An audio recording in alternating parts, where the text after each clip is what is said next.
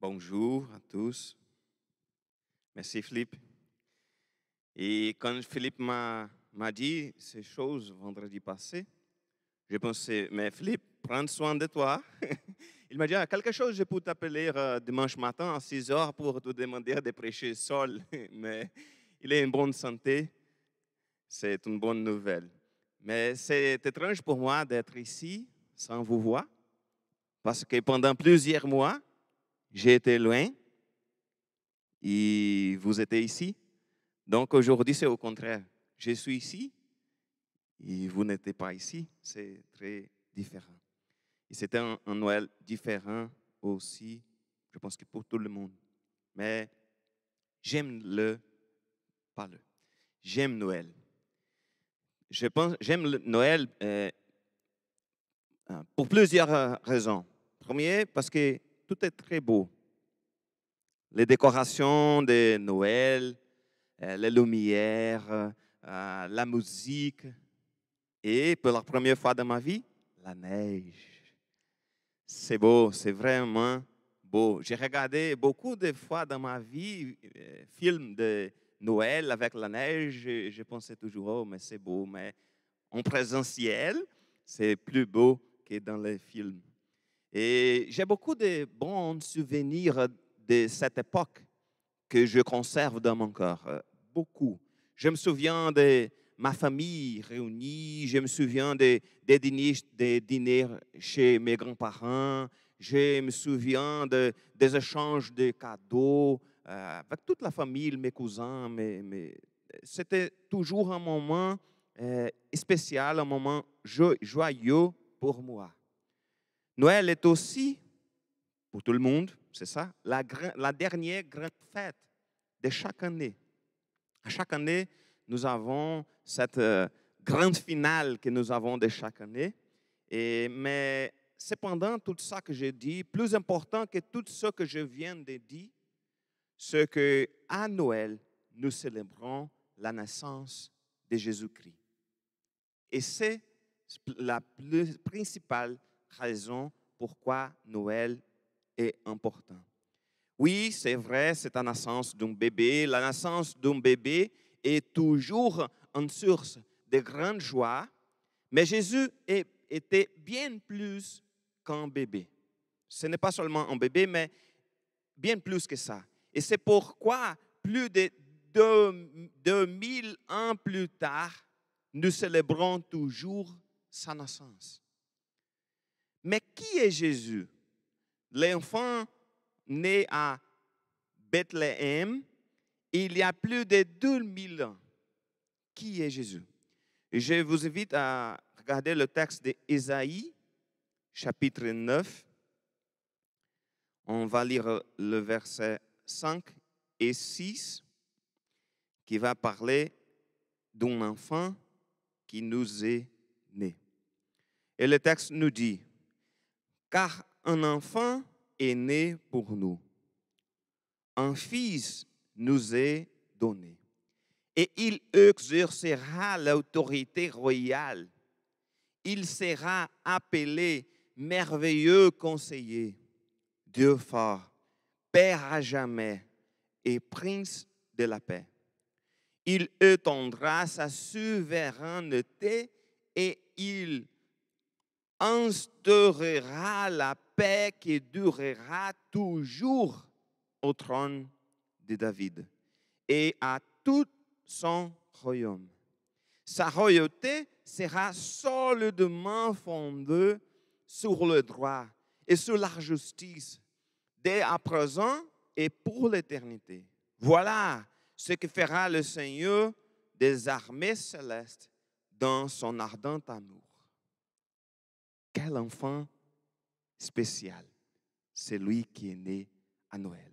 Et quel Dieu puissant, parce que cette prophétie d'Ésaïe sur la naissance de Jésus a été écrite environ 730 ans avant sa naissance.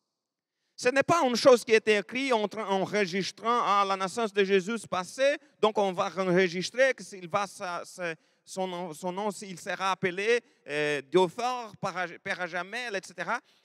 La prophétie d'Ésaïe a été écrit environ 730 ans avant sa naissance. Donc, le prophète Ésaïe a prêché son message avant l'exil babylonien. Ce n'est pas très proche, ce n'est pas Jean-Baptiste qui a parlé un peu proche de la naissance de Jésus. Et dans cette époque, la prédication d'Ésaïe, avant tout, c'était un avertissement contre son peuple. Malheureusement, le peuple de Dieu a commencé à vivre des vies impies marquées par l'idolâtrie. Et par conséquent, Ésaïe a appelé le peuple de Juda à se repentir et à changer de vie.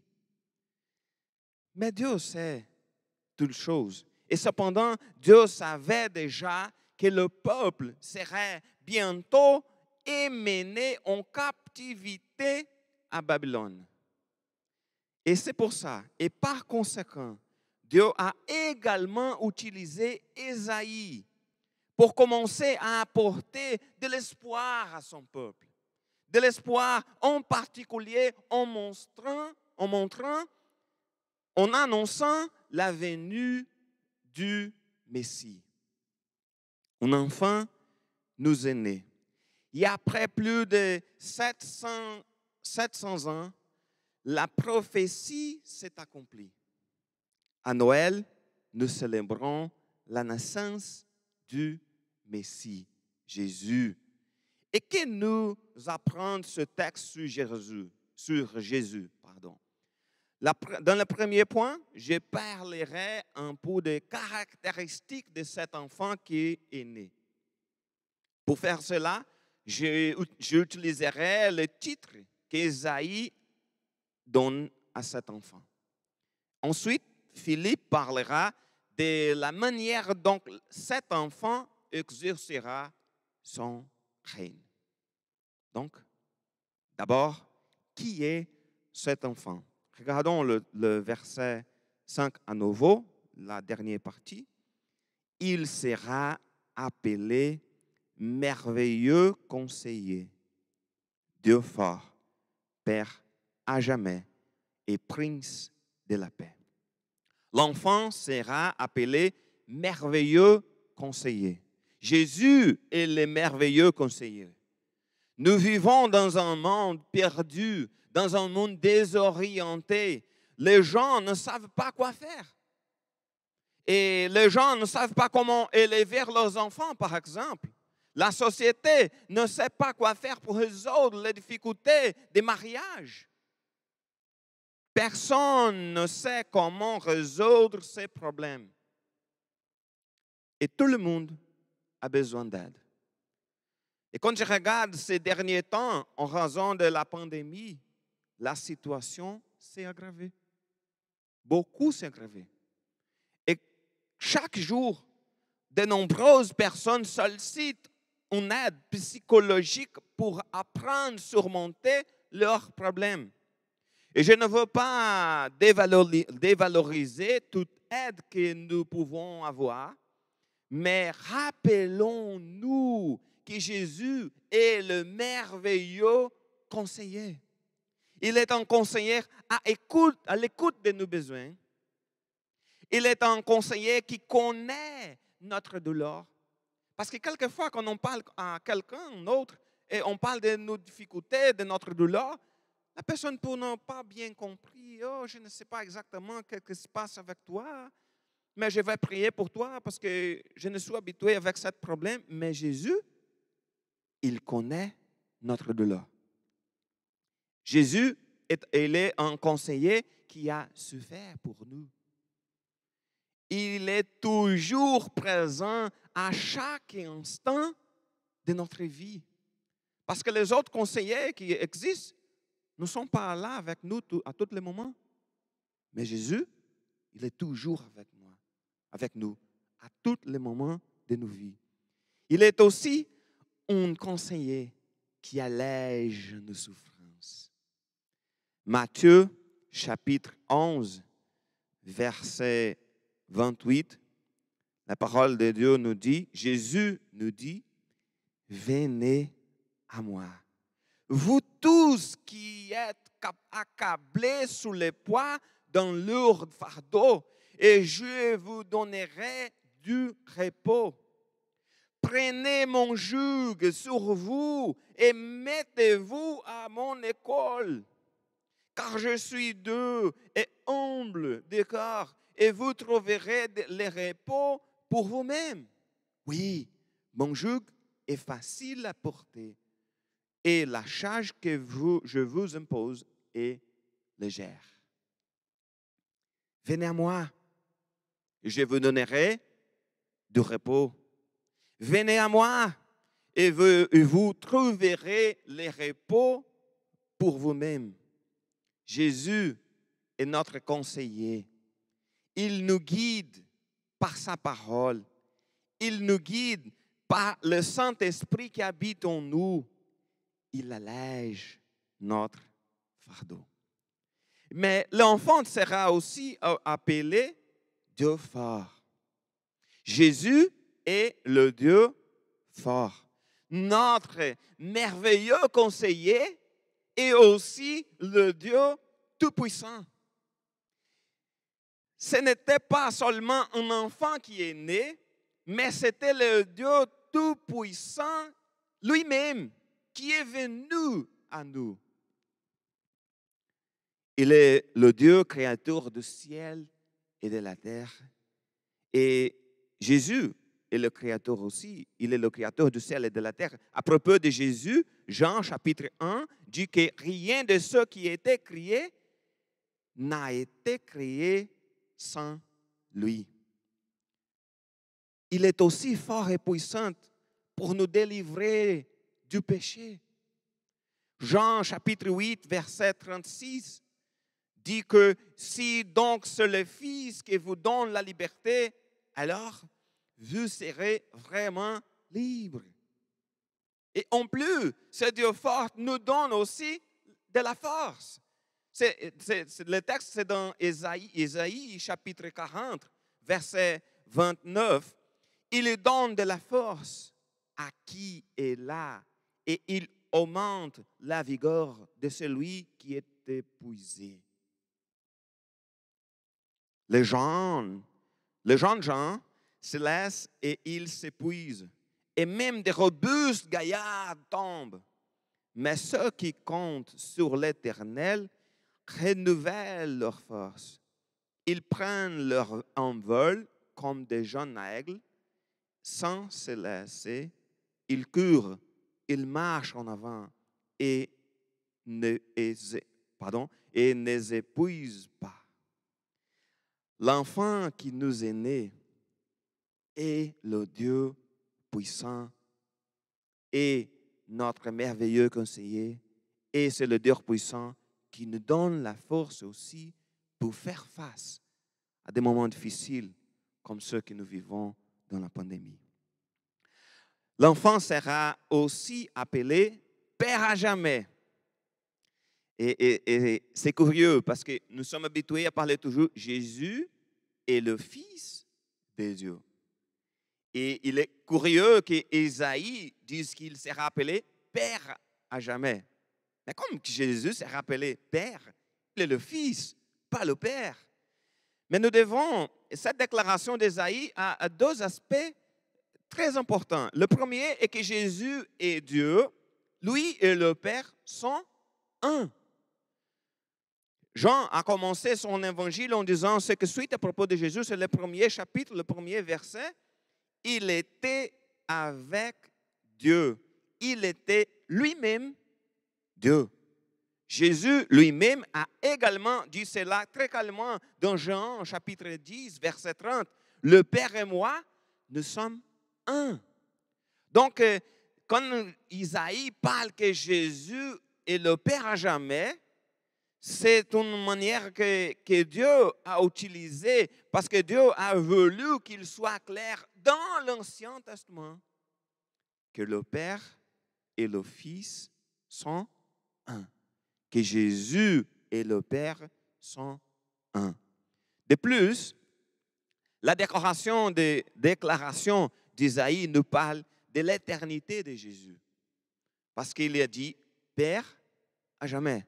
Et les deux mots sont importants. Au Hébreu, chapitre 13, nous dit que Jésus-Christ est le même hier, aujourd'hui et pour toujours. La parole de Dieu nous parle très clairement de l'éternité de Jésus. Jésus est l'alpha et l'oméga. Et j'ai dit à Philippe, mais dans cette époque, on connaît beaucoup les lettres grecques, delta, omicron. Mais Jésus, ce n'est pas delta ou omicron, il est l'alpha et l'oméga. C'est-à-dire le premier et le dernier, le commencement et la fin. L'enfant qui nous est né est le Dieu éternel qui s'est incarné et est venu à nous. Enfin, l'enfant sera appelé prince de la paix. Jésus est le prince de la paix. Je ne parlerai pas trop sur la royauté de Jésus, car Philippe en parlera, mais je voudrais parler de paix. Jésus est le prince de la paix. Et c'est intéressant, les Juifs attendaient un Messie guerrier. Les Juifs attendraient un Messie qui prendrait les armes pour affronter l'Empire romain. C'était cette idée que les Juifs étaient du Messie. Mais cependant, cette idée, Isaïe, de nombreuses années auparavant, avait déjà prophétisé que le Messie serait appelé le prince de la paix. Jésus est le prince de la paix pour plusieurs raisons, mais je pense pour moi, la plus importante, c'est parce qu'il est venu restaurer notre relation avec Dieu. À cause de nos péchés, nous étions les ennemis de Dieu. C'est fort. Les ennemis de Dieu. Mais Jésus, par son sacrifice sur la croix, a rétabli notre paix avec Dieu. Cette information est clairement écrite dans Romains chapitre 5, verset 1. Puisque nous avons été déclarés justes en raison de notre foi, nous sommes en paix avec Dieu grâce à notre Seigneur Jésus-Christ. Pour moi, c'est la principale raison pour laquelle on dit que Jésus est le prince de la paix.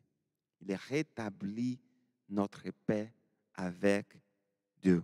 Mais de plus, seul Jésus, le prince de la paix, peut nous donner aussi la vraie paix.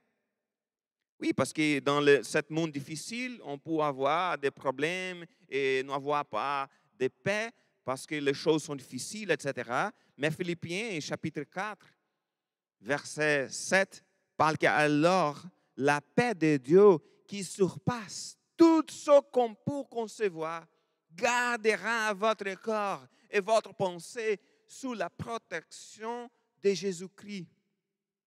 C'est-à-dire qu'en Jésus-Christ, nous avons la vraie paix. Dans cette situation très difficile qui peut être une personne proche, une personne chère pour nous, et maladie, ou des autres situations difficiles qui peuvent nous arriver avec nous, on peut regarder et savoir que la paix de Dieu, qui surpasse tout ce qu'on peut concevoir, gardera notre cœur et notre pensée sous la protection de Jésus-Christ.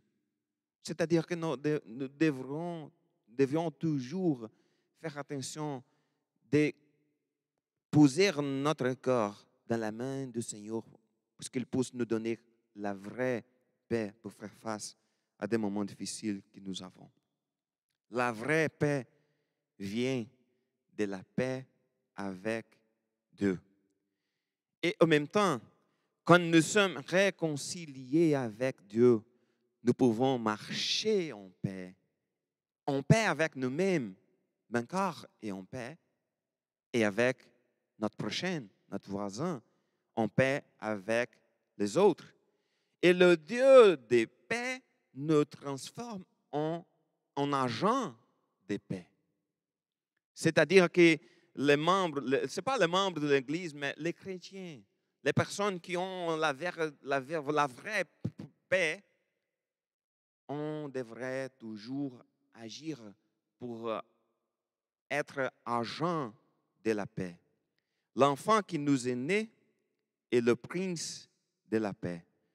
Ceux qui ont la paix avec Dieu deviennent des ambassadeurs de paix parmi les hommes. L'enfant qui nous est né est le prince de la paix, qui nous donne la paix et fait de nous des ambassadeurs de paix. Et qui fera-t-il? Comment sera le règne de ce prince? Le merveilleux conseiller, le Dieu fort, le Père à jamais, le prince de la paix. Et Philippe va continuer en parlant de ça.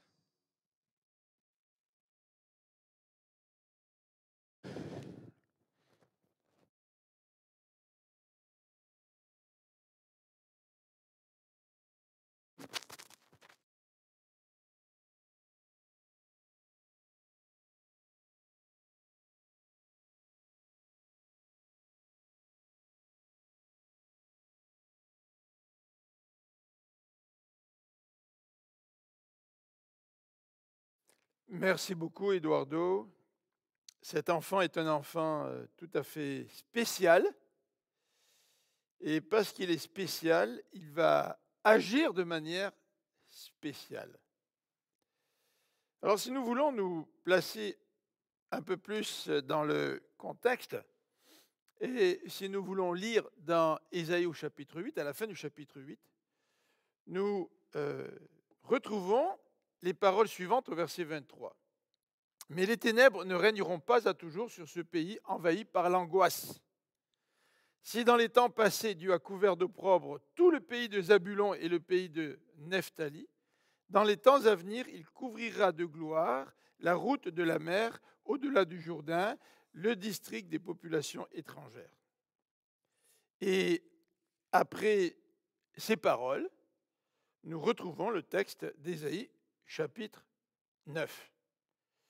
Le chapitre 8 décrit la souffrance du peuple d'Israël, mais il décrit la souffrance du peuple d'Israël qui sera envahi par les ennemis, tout en déclarant que Dieu tient l'univers dans sa main.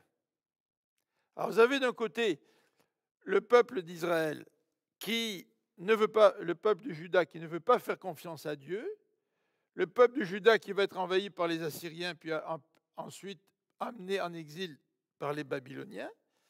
Donc Ésaïe nous parle de ces ténèbres qui ont déjà commencé à envahir Israël du nord, puisque dans les versets que je viens de vous lire, on nous parle des deux tribus, Zabulon et le pays de Nephtali, c'est-à-dire c'est les deux tribus par lesquelles les envahisseurs vont descendre vers le sud et envahir d'abord Israël et par la suite Juda. Et le texte ici, donc, nous décrit la réaction d'un Dieu tout-puissant qui tient le monde dans sa main face au rejet de Juda. Juda qui ne veut pas faire confiance en Dieu. Vous vous rappelez que lorsque les Syriens se sont alliés avec Israël du Nord, eh bien, le roi de Juda n'a pas voulu faire confiance en Dieu. Et le prophète Ésaïe lui dit, tu ne veux pas demander un signe à Dieu comme quoi Dieu va intervenir pour venir à votre secours? Ben moi, je vais t'en donner un. Et c'est à ce moment-là que dans Ésaïe 7, il parle de cette vierge qui sera enceinte. Mais le peuple de Juda ne fait pas confiance à Dieu. Et Dieu pourrait très bien dire, écoute, tu ne me fais pas confiance, eh bien je te laisse vivre les conséquences de ta rébellion, de ton manque de confiance. Mais au contraire, le rejet de Dieu qui plonge le peuple de Juda dans les ténèbres ne va pas faire en sorte que Dieu va se désintéresser du peuple. Au contraire, Dieu a décidé d'intervenir dans une situation de noirceur. Et le chapitre 9 commence en disant « Le peuple qui marchait dans les ténèbres verra briller une grande lumière. Elle va resplendir sur ceux qui habitaient le pays, dominés par d'épaisses ténèbres. » Si le peuple est dans l'épaisse ténèbres, c'est parce qu'il a refusé de faire confiance à Dieu. Et Dieu va faire preuve de grâce, et c'est dans ces situations ténébreuses, dans ces difficultés, que Dieu va intervenir. Et qu'est-ce que Dieu, quel est le plan de Dieu? Le plan de Dieu va se manifester au travers d'un enfant. En fait, au point de vue humain, le besoin, ce serait d'envoyer un super-héros pour pouvoir régler le problème des envahisseurs, des armées étrangères. Mais Dieu, il choisit d'envoyer un enfant. Et c'est surprenant de voir comment les faibles moyens, d'un point de vue humain, les faibles moyens que Dieu utilise vont manifester toute la puissance de Dieu. Et toute cette puissance de Dieu va se manifester dans d'épaisses ténèbres. Vous voyez le topo, là? On dirait que l'intervention de Dieu se manifeste d'une manière beaucoup plus éclatante quand la situation est ténébreuse. Et elle se manifeste de façon éclatante quand Dieu choisit ce que nous, on considère faible, petit, inadéquat. Dieu veut envoyer un enfant qui va représenter cette grande lumière dans les ténèbres auxquelles le peuple va faire face. Alors certains ont dit que cet enfant, c'était le roi Ézéchias. Plus tard, Ésaïe va parler d'Ézéchias. Ézéchias a été un des bons rois de Juda, malgré, évidemment, quelques faiblesses qu'il a eues dans sa vie, mais ça a été un exemple de foi. Vous vous rappelez, lorsque Babylone avait conquis une partie de Juda, arrive devant Jérusalem, et que le chef de l'armée de Babylone interpelle le roi en disant, en hébreu, et en disant au peuple, n'écoutez pas Ézéchias, Ézéchias vous dit de faire confiance en l'Éternel, ce n'est pas vrai. Moi, il n'y a aucun Dieu qui a pu protéger les populations que j'ai envahies. Vous vous rappelez? Puis Ésaïe prend, il réagit, fait confiance en Dieu. À un moment donné, il prend même la lettre qui a été envoyée. Il va dans le temple, il présente la lettre à Dieu. Il consulte Ésaïe. C'est un homme qui a été fidèle dans l'ensemble de sa vie, même s'il lui aussi a connu ses écarts. Alors, quand on parle de ce texte d'Ésaïe au chapitre 9, et que Ésaïe nous présente ce petit enfant qui va changer toute la donne, qui va transformer l'épaisse lumière en ténèbres, bien Ésaïe nous dit au verset 2, « Tu vas faire, ô Dieu, abonder l'allégresse. Tu fais jaillir une très grande joie, et on se réjouit devant toi, tout comme au temps de la moisson, et comme on crie de joie lors du partage du butin. » Vous voyez, c'est une joie qui va pénétrer ou qui va retomber sur tout le peuple. Les images sont très très fortes là. Tu fais abonder l'allégresse. Déjà que l'allégresse, c'est une très grande joie. Donc, tu fais abonder une très grande joie. Donc, les mots sont forts. Hein. Et on se réjouit tout comme au temps de la moisson. Mais au temps de la moisson, c'est une fête. C'est une fête de tout le village. C'est une fête de toute la société. Ce ne sera pas simplement une joie extrême qu'un individu va connaître. Tout le peuple de Dieu va être touché par cette grande joie. Et l'autre exemple qu'il utilise, c'est une joie comme celle que l'on expérimente lors du partage d'un butin. On a la victoire. Maintenant, on se partage le butin.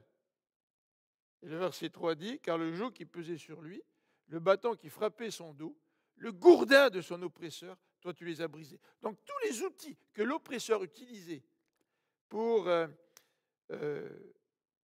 préserver ou laisser le peuple dans les ténèbres, tous ces outils-là vont être brisés.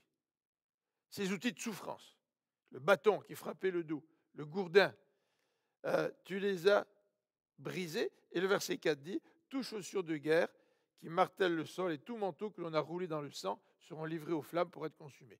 Et là, on voit déjà l'action de Dieu. Et cette action-là de Dieu, qui va provoquer la joie, qui va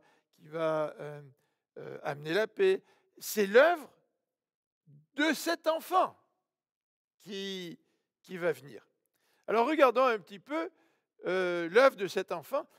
Cet enfant nous est présenté dans le cadre du royaume. Et on voit que ce n'est pas Ézéchias, ce ne sera pas Ézéchias cet enfant-là, parce que ce qui est décrit en rapport avec les qualités de cet enfant ne correspondent pas aux qualités d'un roi humain. C'est beaucoup plus qu'un roi humain, malgré l'exemple, par exemple, d'Ézéchias. Ézéchias, comme on l'a dit, est un roi qui était un bon roi, fidèle selon la tradition de David. Ce n'est pas Ézéchias. Ce n'est pas Ézéchias, pas simplement parce qu'il n'a pas les mêmes caractéristiques qu'un roi humain, mais ce n'est pas Ézéchias parce que ce qu'il va faire va dépasser ce que n'importe quel roi pourrait réellement faire. Alors, regardons ensemble ce que ce roi va faire. On parle donc d'un royaume, on parle donc d'une souveraineté, et le verset 5 nous dit, il exercera l'autorité royale. Et c'est à ce moment-là qu'on donne toutes les caractéristiques de cet enfant. Il exercera l'autorité royale. Dans l'histoire d'Israël du Nord, après l'invasion des Assyriens, les rois qui ont été nommés n'ont pas exercé vraiment une autorité indépendante de celle des Assyriens. Et plus tard, ça a été le cas des rois de Juda, qui ont exercé leur règne, mais avec une autorité déléguée par notamment les envahisseurs, c'est-à-dire Babylone. Ils exerçaient leur autorité tout en étant eux-mêmes soumis à Babylone. En fait, on pourrait dire qu'ils n'exerçaient pas toute l'autorité. C'était une autorité déléguée. Mais ici, ce petit enfant, un enfant, ce n'est pas un guerrier, ce n'est pas un super-héros. Ah, on a dit que c'était le Fils de Dieu, qu'il était le Père éternel, n'est-ce pas? Ben lui, il va vraiment exercer l'autorité royale. C'est-à-dire qu'il n'aura pas simplement un statut particulier, il n'aura pas simplement un rôle sans avoir l'autorité, mais il va exercer l'autorité. Il y a des gens qui ont le titre de roi, même aujourd'hui, mais qui n'exercent pas l'autorité de roi. Et ce Jésus, ce petit enfant, en tout cas dont Ésaïe parle, et nous savons qu'il s'agit de Jésus, va véritablement exercer l'autorité royale. C'est intéressant de regarder Jésus, de lire ce passage dans le contexte d'un royaume. C'est intéressant de regarder la vie chrétienne dans le contexte de l'appartenance à un royaume.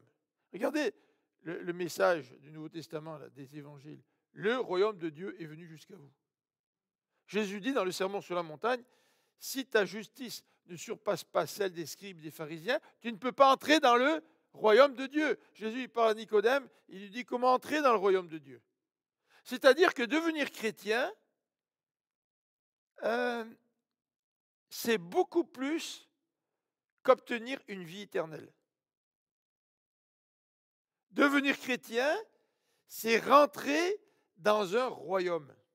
C'est de devenir sujet d'un roi.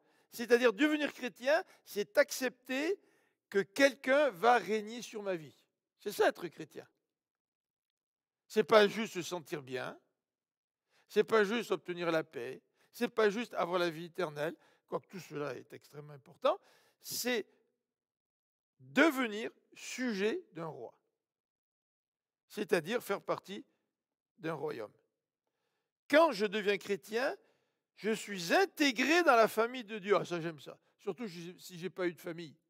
Surtout si j'ai vécu dans un contexte de famille éclatée. Ah, ça m'attire. Je ne sais pas si les Français, ça les attirerait de savoir que devenir chrétien, c'est faire partie d'un royaume. D'être soumis à un roi. Vous savez qu'est-ce que les Français ont fait à leur roi? Ils les ont décapités.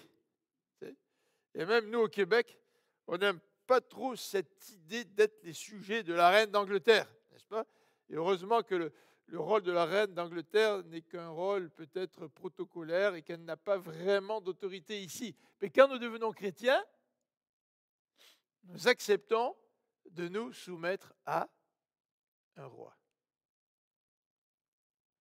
Et ce roi va exercer l'autorité, il va être souverain. Deuxième élément, dans le verset 6, en rapport avec ce royaume, ou en rapport avec ce que ce roi, comment ce roi va exercer son règne, eh bien, il nous est dit qu'il va exercer son règne dans la paix. Regardez le verset 6. Il étendra sa souveraineté, on vient d'en parler, et il instaurera la paix qui durera toujours. Alors, Eduardo a parlé un petit peu de paix. C'est le besoin fondamental de l'être humain. Hier, je crois que c'était hier, aux informations, eh bien, on parle du pape, hein, surtout le 25 décembre, on parle beaucoup du pape, du message du pape, etc. Et le journaliste spécialiste des questions religieuses, notamment du catholicisme,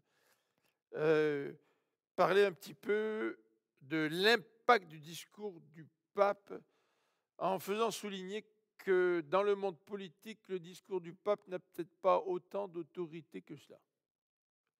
Et en répondant aux questions de la journaliste, il a constaté que finalement, le monde étant ce qu'il est, le monde vit dans la guerre, dans les conflits continuels. Ça fait partie de son histoire. Donc notre monde a besoin de paix. On dirait que le monde est une roue qui tourne et que c'est toujours la même affaire qui nous arrive. C'est toujours des conflits, c'est toujours des affrontements, c'est toujours de la souffrance. Et le peuple de Juda avait aussi besoin de paix. Si vous vous rappelez ce qui s'est passé, après la division du royaume, les Assyriens sont d'abord venus pour envahir Israël du nord. Après, les Babyloniens ont poussé de plus en plus pour finalement envahir Juda. Et à travers les centaines d'années jusqu'à Jésus-Christ et même au-delà, le peuple d'Israël est presque tout le temps resté sous la domination de puissances étrangères, à part une courte période sous les Maccabées, mais pendant des centaines d'années, le peuple d'Israël a été dominé par des pays étrangers. La paix, c'était un besoin essentiel pour le peuple d'Israël. Comme c'est un besoin essentiel pour nous, Eduardo l'a très bien dit, pas simplement au niveau international, mais au niveau relationnel aussi. En tant qu'individu, nous avons besoin de paix. Et malheureusement, l'histoire, à cause du péché, se répète, comme une roue qui tournerait sans fin. Et le monde pense que la paix va s'instaurer par la guerre.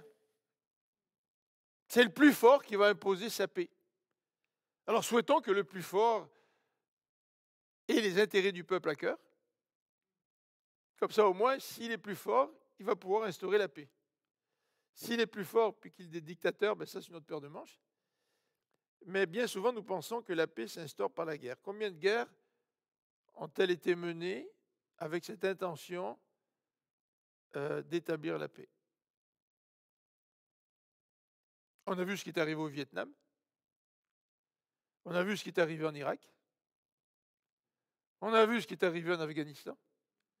On voulait, les États-Unis et leurs alliés, mais en particulier les États-Unis, voulaient sécuriser la paix pour leur propre pays, mais sans vraiment y arriver. Et qui va instaurer cette paix? C'est un petit enfant. Mais quel petit enfant! Merveilleux conseiller, Dieu fort, Père à jamais, Prince de la paix. Et cette paix va durer toujours. Ce n'est pas tout à fait comme les exemples que nous pouvons voir à l'occasion de Noël. C'est déjà arrivé dans l'histoire du peuple d'Israël, le peuple d'Israël contemporain, dans leur conflit avec les Palestiniens ou avec les Arabes, qui ont décidé d'instaurer une trêve à l'occasion de Noël. Ce sont des trêves momentanées durant lesquelles les deux armées peuvent se reposer, peuvent vivre pendant quelques instants des moments de paix, mais nous savons qu'une fois la trêve terminée, tout va recommencer. Mais le texte ici nous dit que ce petit enfant va instaurer une paix éternelle. Et nous savons que la paix que Dieu instaure dans nos vies, c'est une paix qui ne provient pas d'une guerre où le plus fort l'emporte, mais c'est une paix qui provient de l'amour que Dieu a pour nous, qui sommes par nature ses propres ennemis. Alors, ce règne, qu'est-ce qui le caractérise, ce règne? Eh bien, c'est tout d'abord la souveraineté de ce roi, ensuite c'est cette paix éternelle, et le troisième élément, nous le retrouvons toujours dans le verset 6, sa royauté sera solidement fondée sur le droit et la justice. Les royaumes ou les États démocratiques sont fondés sur le droit, c'est-à-dire sur l'observation de la loi. Et à partir du moment où on peut contourner la loi, la démocratie est en danger. Mais ici, quand le texte nous parle que la royauté sera solidement fondée sur le droit, je ne pense pas qu'il fait allusion à un système juridique ou légal, mais qu'il fait davantage allusion à ce qui est droit devant Dieu, à ce qui est droit d'un point de vue moral. La moralité pour l'être humain, c'est quelque chose d'élastique. Chacun construit sa propre morale. Hein, c'est ça. La morale d'un terroriste n'est pas la même que celui qui n'est pas terroriste. Pour un terroriste, il a toute justification pour mettre une bombe en quelque part, même si il va détruire des innocents, des enfants peuvent perdre leur vie. Il a une certaine forme de morale et il veut vivre en conformité avec sa morale. Et celui qui n'est pas terroriste, l'occidental, a une autre morale qui s'appuie sur d'autres valeurs. Mais quand on parle de la droiture, on parle de la droiture en rapport avec une personne. C'est une personne qui définit ce qui est droit. C'est-à-dire c'est Dieu qui, lui, est droit. Il définit ce qui est droit. C'est ça la droiture. Et le règne de cet enfant sera solidement fondé sur la droiture. Savoir ce qui est bien, savoir ce qui est mal, l'homme ne peut pas le déterminer par lui-même. Parce que chaque être humain va définir à sa façon ce qui est bien et ce qui est mal. Et vous savez très bien que nous pouvons tout à fait justifier ce qui est mal aux yeux de la majorité. Et c'est très difficile de trouver un consensus pour nous décrire ce qui est bien ou ce qui est mal. Surtout dans une société où tout est relatif. Tout est relatif aujourd'hui. On dit, si ça te fait du bien à toi, tant mieux pour toi. Mais moi, ce n'est pas ça que je vais choisir. Moi, je vais choisir autre chose. Donc, chacun devient son propre Dieu pour déterminer ce qui est bien et ce qui est mal. Et ces paroles font écho à ce que le texte de la Genèse nous dit, après la chute. L'être humain va être comme des dieux. C'est lui qui veut être autonome, c'est lui qui veut décider ce qui est bien et ce qui est mal. Mais d'un point de vue biblique, ce n'est pas un être humain pécheur qui peut déterminer ce qui est bien et ce qui est mal. D'un point de vue biblique, c'est Dieu qui détermine ce qui est droit. Et ce petit enfant, ou en particulier le règne de ce petit enfant, va être solidement fondé sur ce que Dieu déclare être droit. Et il dit aussi que sa royauté sera solidement fondée sur la justice. La justice. Encore une fois, ce n'est pas la justice de l'homme. Parce que la justice de l'homme n'est qu'un vêtement souillé. On dit, notamment, je pense, Ésaïe. Ma justice, aux yeux de Dieu, n'est qu'un vêtement souillé. C'est vrai, hein? Dans tous les gestes de justice que l'être humain fait, dans tous ces gestes, nous retrouvons toujours une part de souillure. Souvent, nous faisons le bien par égoïsme. C'est drôle, hein? C'est drôle comme nos actes de bonté peuvent être mêlés à du péché, à d'égoïsme. Ah ouais, bon ben, si je donne 1 million pour aider le pays d'Haïti, ouais, ça pourrait être bien. Ça va être bien pour mon image. Je vais d'abord peut-être faire des économies d'impôts. Hein, c'est bon, ça? Et je vais pouvoir donner une image de quelqu'un de généreux. Tu sais, ça fait partie de cette image que je veux répandre autour de moi. Cet acte de générosité est-il complètement dénué de tout intérêt personnel? Nos actes de bonté, nos actes de justice sont-ils toujours dénués de tout intérêt personnel? En tout cas, ici, le texte nous dit que la royauté du petit enfant sera solidement fondée sur la justice. Mais encore une fois, la justice qui vient de Dieu. Et la justice qui vient de Dieu, elle a une norme. Cette norme, c'est la perfection. Et Dieu nous dit, c'est pour ça que Jésus dit, si ta justice ne dépasse pas celle des scribes et des pharisiens, tu ne pourras pas entrer dans le royaume de Dieu.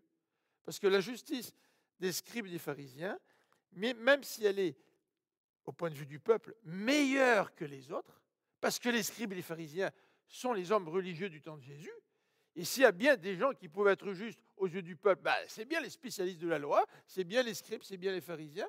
Mais Jésus dit, non, cette justice-là n'est pas assez pour pouvoir rentrer dans le royaume de Dieu. Il faut que cette justice nous soit accordée par Dieu. Et c'est pour ça que Paul nous fait toute cette description de la justification par la foi. Dieu me considère comme juste alors que je ne le suis pas. Parce que Dieu me pardonne en Jésus-Christ. Parce que Dieu me donne la justice de Jésus-Christ. La justice n'est pas en premier lieu un acte. La justice est un cadeau que je reçois de Dieu. Dieu me considère comme juste. Ça, c'est extraordinaire. Alors que je ne mérite pas d'être juste. Pas du tout. Mais parce que je place ma foi en Jésus, je reçois cette justice de Dieu et Dieu me considère juste alors que je ne le suis pas. Et parce que je reçois cette justice de Dieu comme cadeau, je vais accomplir des actes de justice qui correspondent maintenant aux exigences de Dieu et non pas à ma propre définition de la justice. Donc, troisième élément, ce règne va se caractériser par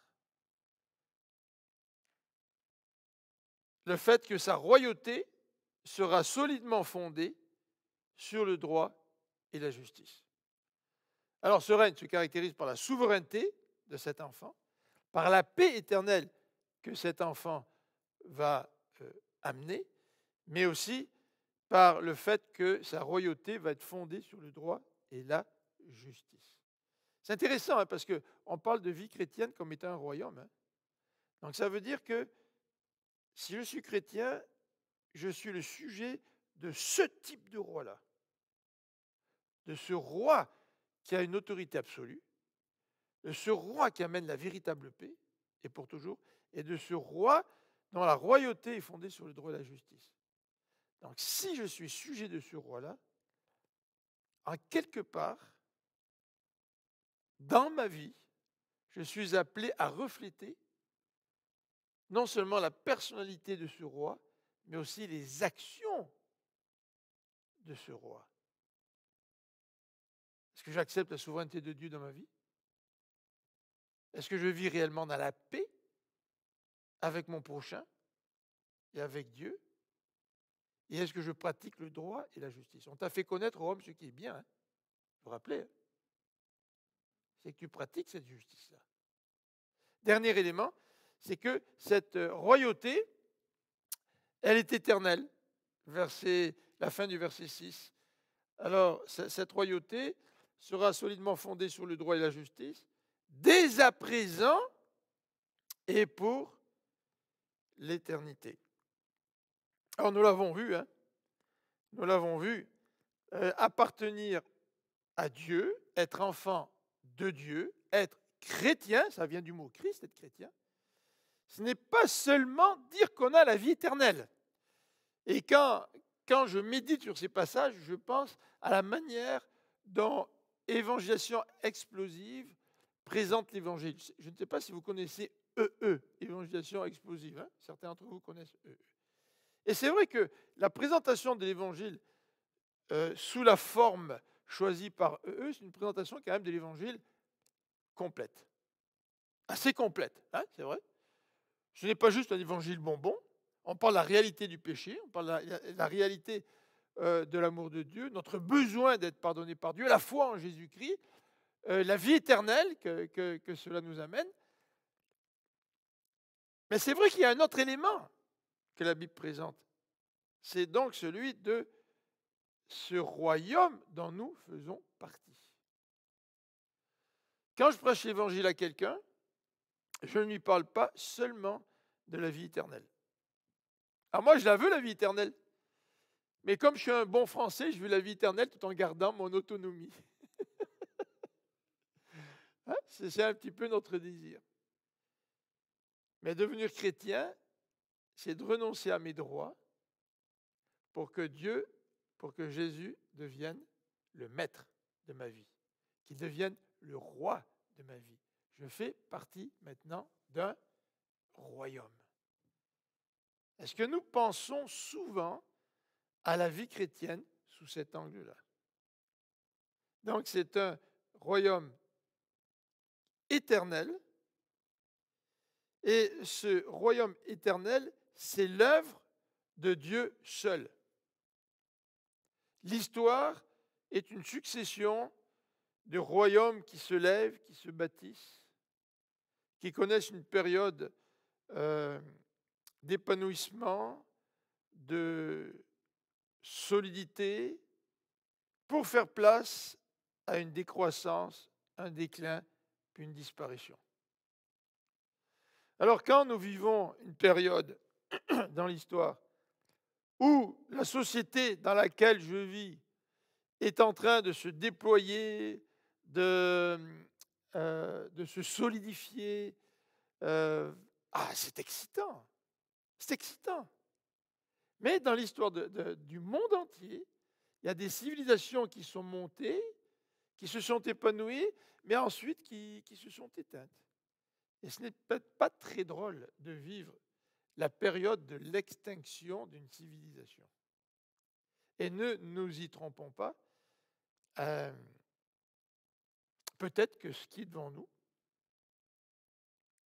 n'est peut-être pas l'épanouissement de notre civilisation, mais peut-être que ce qui est devant nous, c'est un déclin que nous commençons à vivre petit à petit. Vous savez qu'aujourd'hui, dans notre histoire contemporaine, c'est la Chine qui monte. Hein. C'est la Chine qui va devenir la première puissance du monde. Et les États-Unis connaissent un certain déclin, même s'il reste encore une puissance mondiale. Et peut-être qu'ils sont encore, sous certains aspects, la puissance numéro 1. Mais voyez un petit peu comment les choses bougent dans le monde. Et si Dieu me fait vivre dans un contexte où ma civilisation connaît un déclin, Il y a eu des exterminations dans l'histoire de l'humanité. Il y a eu des tragédies. On pense à des civilisations entières qui ont été détruites. Mais si Dieu me permet de vivre ce pan de l'histoire qui est plus négatif, est-ce que je vais me rappeler que je fais partie d'un royaume éternel? Et que même si ma civilisation se perd, même si la culture québécoise disparaîtrait de la surface de la terre, ça serait dramatique, hein? Moi, je fais partie de notre royaume. Entre guillemets, d'une autre civilisation. Celle de ce petit enfant qui est annoncé.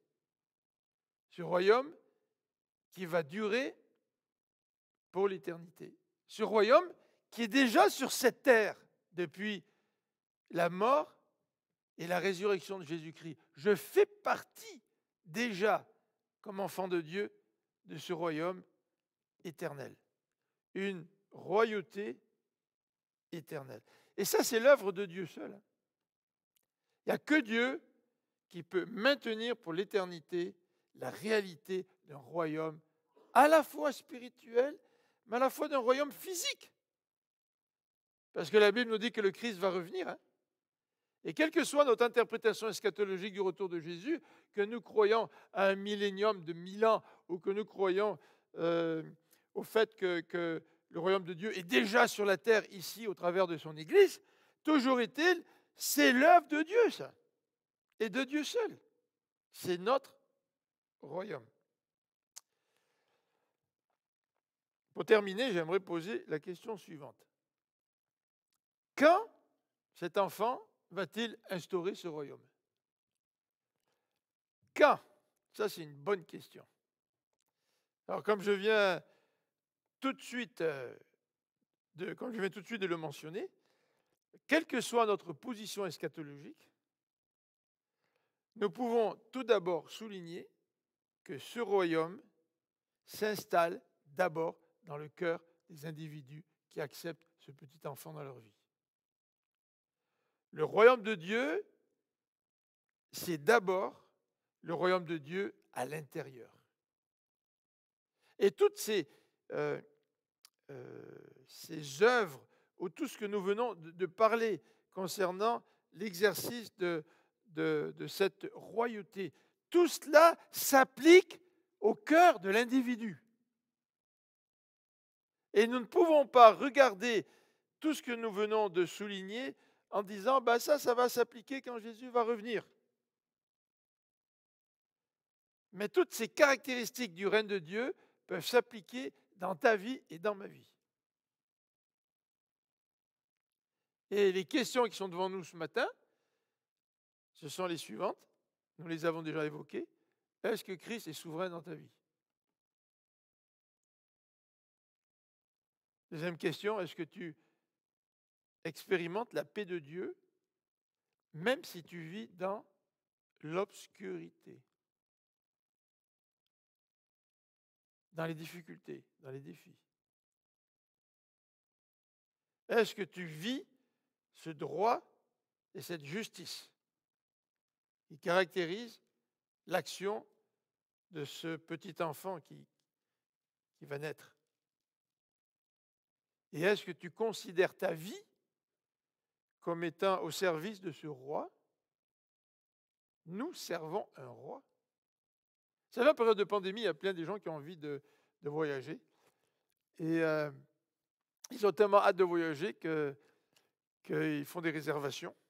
Hein? Il y a mon ami Alexandre qui aimerait ça aller au Brésil. Hein? Et on veut à tout prix aller de l'avant, tu sais.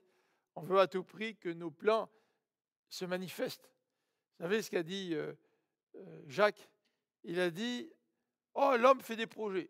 Oh, nous irons faire des affaires dans telle ville. Demain, nous irons faire ceci. Demain, nous irons faire cela. Ce n'est pas mauvais d'avoir des plans. Mais Jacques nous dit, en nous rappelant, si Dieu le veut. Parce que nous vivons comme sujet d'un roi. Et les plans que je fais, Ce sont des plans qui sont toujours soumis à la souveraineté de Dieu. Parce que Dieu est mon roi. Le Seigneur Jésus est mon roi. C'est lui qui règne maintenant dans ma vie. Quand ce règne va-t-il se manifester? Mais il peut se manifester aujourd'hui, déjà aujourd'hui, dans ma vie, dans ta vie. Mais comme nous l'avons dit, nous savons aussi que ce règne est à venir. Et quand le Christ va revenir et qu'il va instaurer son règne dans les nouveaux cieux, la nouvelle terre, regardez ce que nous allons vivre. Nous allons vivre un règne du souverain roi. Nous allons connaître une paix parfaite. Nous allons connaître ce qui est véritablement droit et juste, ce qui n'est pas le cas dans notre monde. Et nous allons jouir de ce règne pour l'éternité. Quelle espérance nous retrouvons dans ces quelques versets et dans ces paroles. Que cette espérance soit d'abord, avant tout, une réalité pour nous. Aujourd'hui, en 2021, à l'occasion de ces fêtes de Noël. Prions ensemble.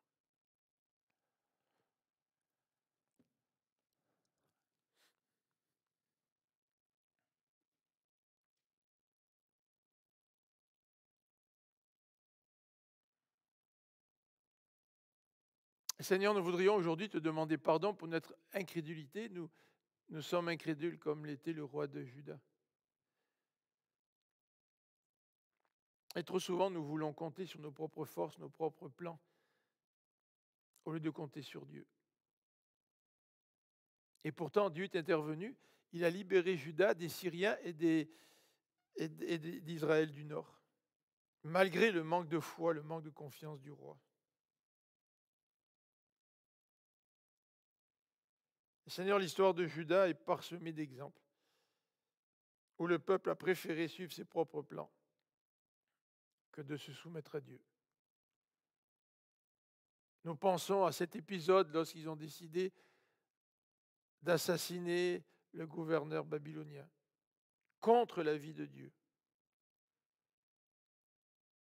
Et après avoir commis cet assassinat, ils ont eu peur de Babylone, des représailles, puis ils ont fui en Égypte contre le conseil de Dieu.